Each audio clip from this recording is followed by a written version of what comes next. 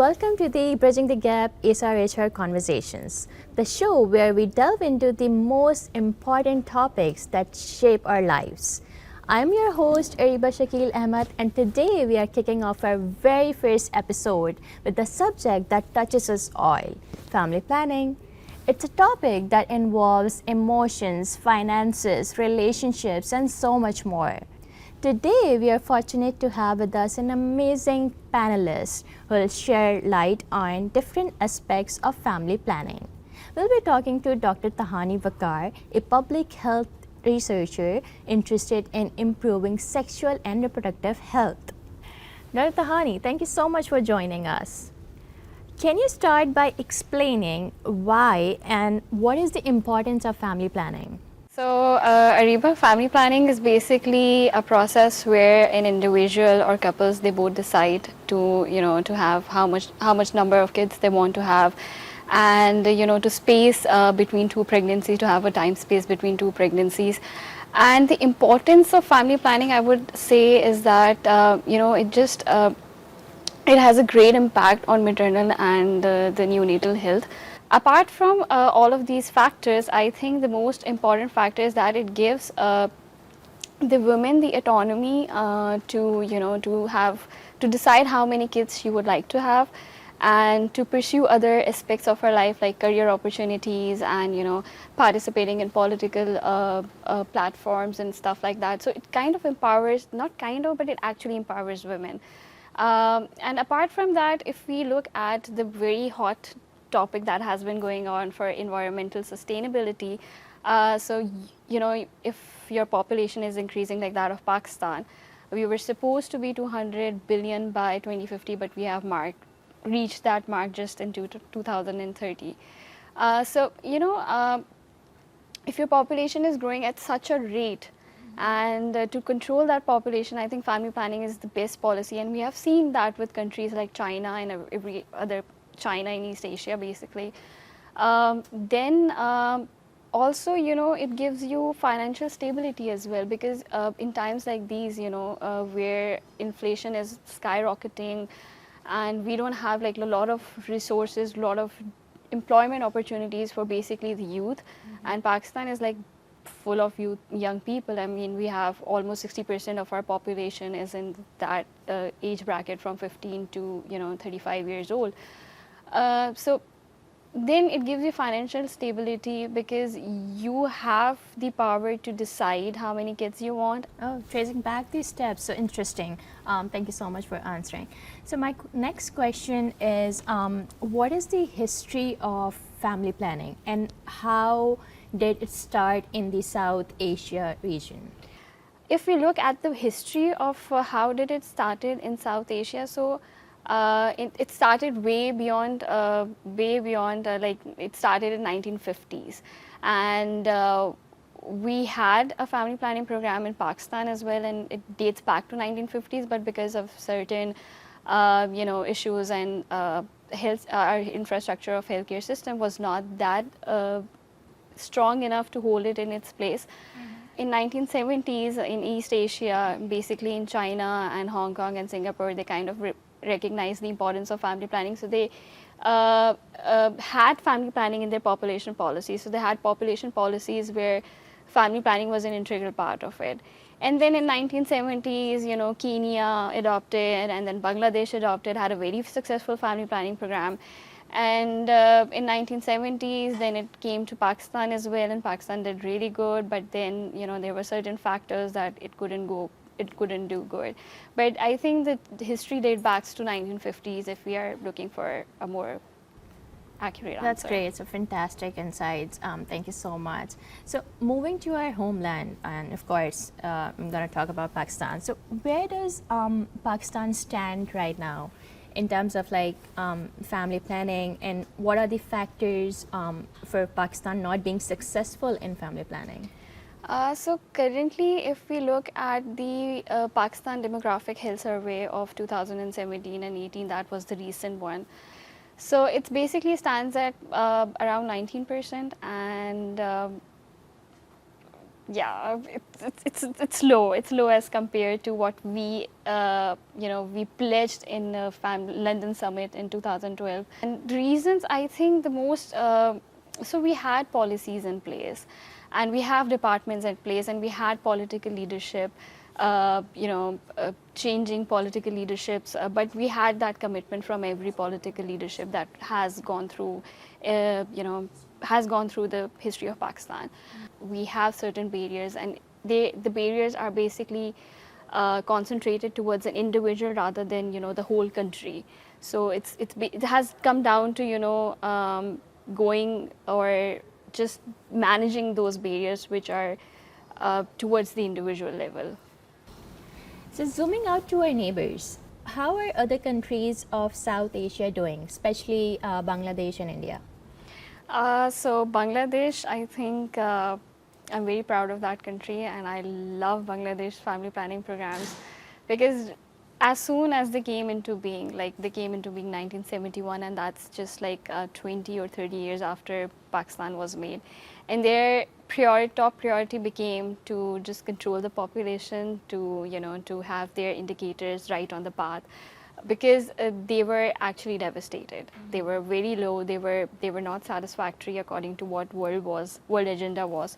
So they started actually focusing on the population policies, and their population policies include socioeconomic development of women. And Bangladesh has worked towards empowering their women. So they had stipend programs for their kids, to retain girls in these schools, and there's a research that a girl who has attended secondary school or primary school is 2.7 times likely to adapt a family planning method. And so they did stipend programs in the schools, and also they created employment opportunities. Basically, the rise of the garment industry in Bangladesh was one of the reasons that a lot of their women were working. And to top it all, they made it mandatory for those women to have at least secondary education. So that kind of went hand in hand.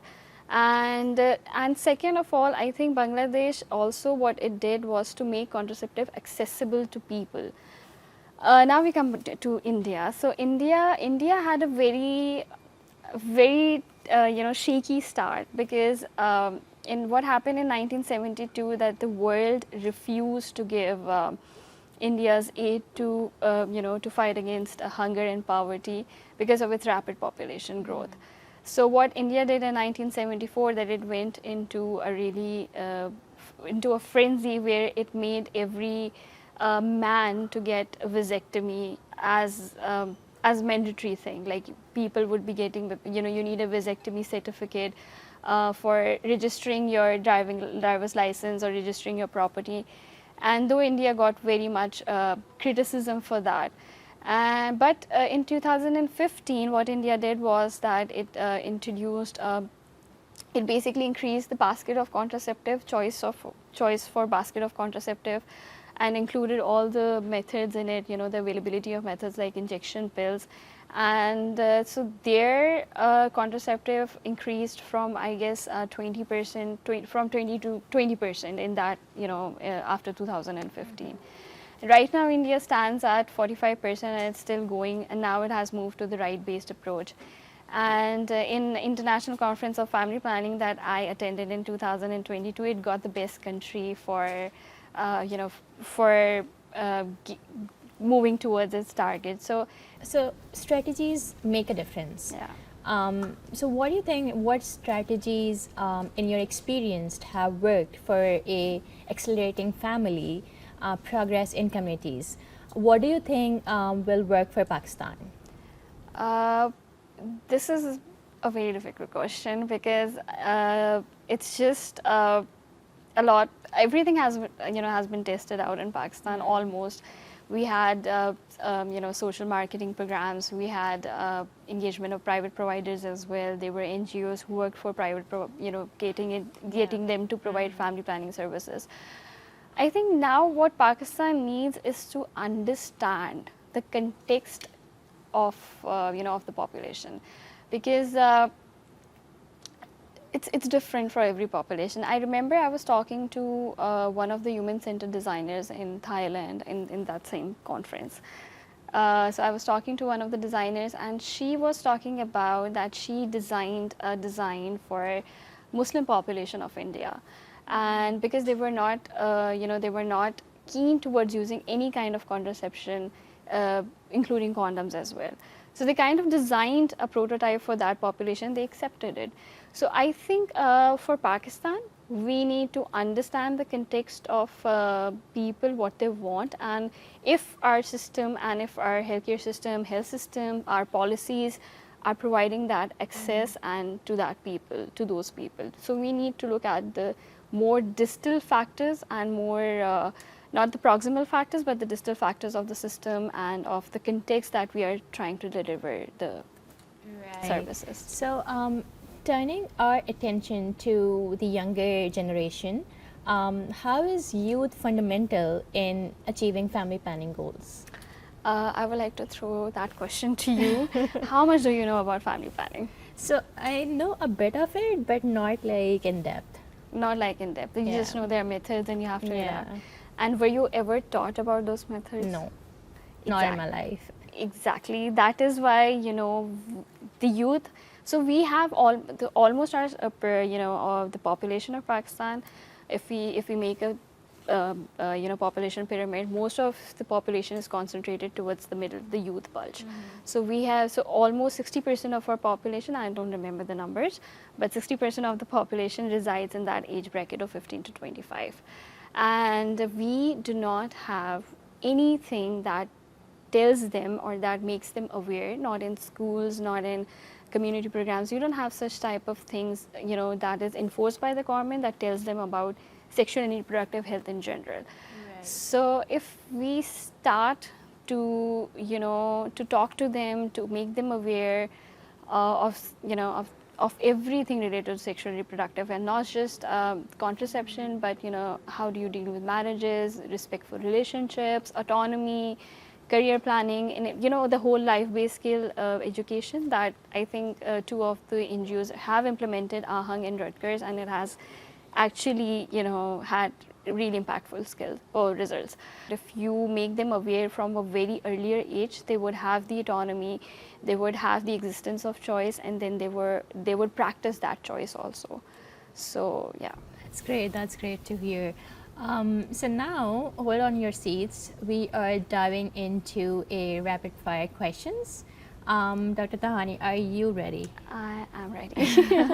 So let's get started. So you got only 10 seconds to answer. So my first question is, if you were to take any contraceptive methods in your life, what would it be? I would definitely go for implant for 5 years straight. So next question is, given the traditional roles in Pakistan households, what opportunities should women have beyond tasks like dishes and diapers?